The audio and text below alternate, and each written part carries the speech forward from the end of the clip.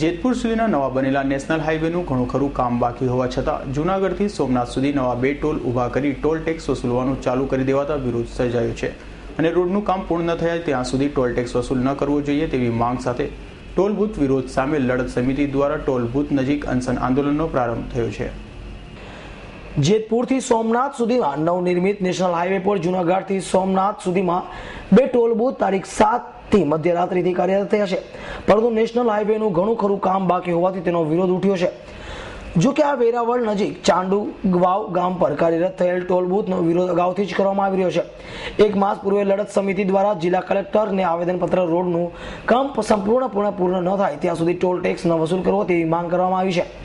આમ છતાં toll booth કાર્યરત કરી દેવાયા છે અને રાજકોટથી અમદાવાદ સુધી માત્ર 75 રૂપિયા ટોલ ટેક્સ અને રાજકોટથી સોમનાથ સુધીના 205 જેવી તગડી રકમ વાહન ચાલકો માટેથી મનસ્વી રીતે વસૂલ કરવામાં આવે છે।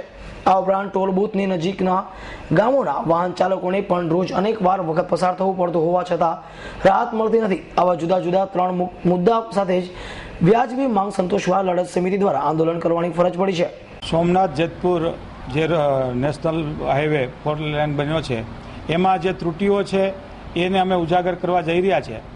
એક અમારી એવી માગણી છે કે પહેલાં આ બધું જ કામ પૂરું કરે પછી ટોલ ઉઘરાવે। બીજો મુદ્દો અમારો એ છે કે જે લોકલ 20 કિલોમીટરમાં માત્ર પ્રાઇવેટ ટેક્સીઓને જ નહીં પણ ટેક્સી એસોસિએશન અને ટ્રક એસોસિએશન મતલબ કે ટ્રકો અને ટેક્સીઓને બધાને આ ફ્રી પાસ આપે, યા તો જેમ મહેસાણાથી અમદાવાદ સુધી અને અમદાવાદને ફરતો રિંગ રોડ છે એમની સાથે જે સર્વિસ રોડ જોઈન્ટ કર્યો છે એમ ગડુથી વેરાવળ સુધી સર્વિસ રોડ જોઈન્ટ કરે યા તો ફ્રી પાસ આપે, એવી અમારી બીજા નંબરની માગણી છે।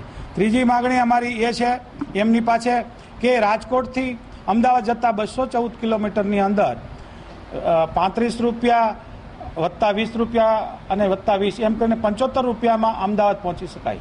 એમને બદલે માત્ર 191 કિલોમીટરનો અંતર એ રાજકોટથી વેરાવળ સુધીનું છે, એમાં 35 ગોંડલ પાસે, 35 જેતપુર પાસે અને 65 ગાદોઈ ખોખડા અને 70 રૂપિયા છે એ ચાંડુવાવ ડારી, એમ કરીને 205 રૂપિયા જેવો ખર્ચ થાય, જે ડબલ કરતાથી વધારે એટલે કે 3 ગણો ખર્ચ થાય।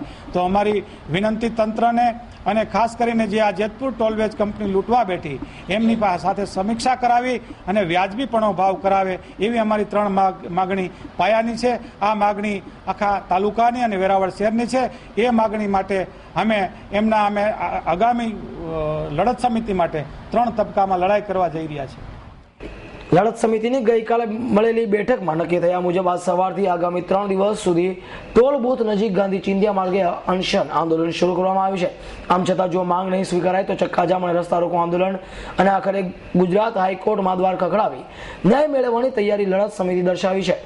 અમારી કાલની મિટિંગમાં નક્કી થયા મુજબ અમે 8 જણા 3 દિવસના અનશન ઉપર ઉતર્યા છે આજથી, અને અસંખ્ય લોકો પ્રતિક ઉપવાસ ઉપર ઉતર્યા છે। એ અમે 3 દિવસ સુધી આ કાર્યક્રમ આપી રહ્યા છીએ, આપ જોઈ શકો છો।